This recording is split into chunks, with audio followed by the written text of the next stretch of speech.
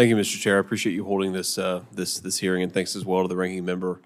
I want to focus. Obviously, there are many different kinds of disasters that affect folks, and the one that I'm most focused on is not a natural disaster, but a man-made disaster. And I know, Ms. Lloyd, you suffered from some pretty significant consequences from the East Palestine train derailment. I will rehash for those of us who have forgotten that on February 3rd, 2023, an eastbound freight train derailed in East Palestine, Ohio, a town of around 5,000 people. Now, 11 tanker cars in the resulting pileup contained hazardous materials, some of which were released into the air, soil, and water of East Palestine in what was called a controlled burn, but it didn't feel like a controlled burn to a lot of people on the ground.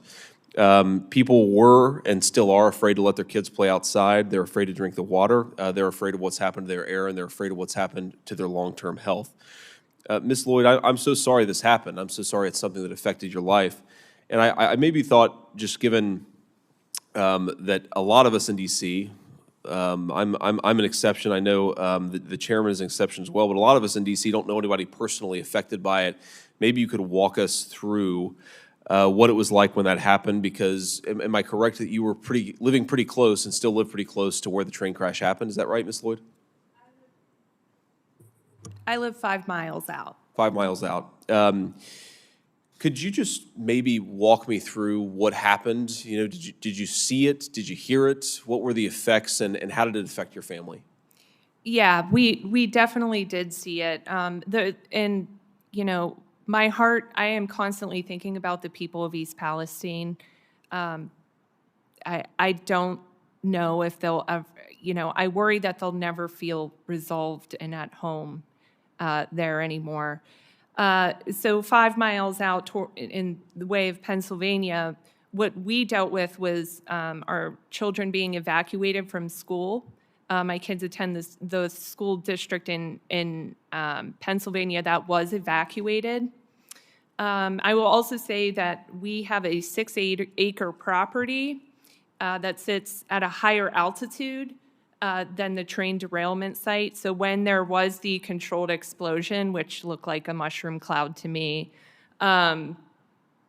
we got clear view of it, and it was mind-blowing. It was very strange. Yes, ma'am. And how many kids are at your kids' school? How many children? Do you know approximate number? I'm going to guess about 400, but I can't say for sure. That's a lot of scared kids, and that's a lot of scared parents. And I think it's just important to realize that behind these statistics and behind the news stories, there are real people who are affected by this.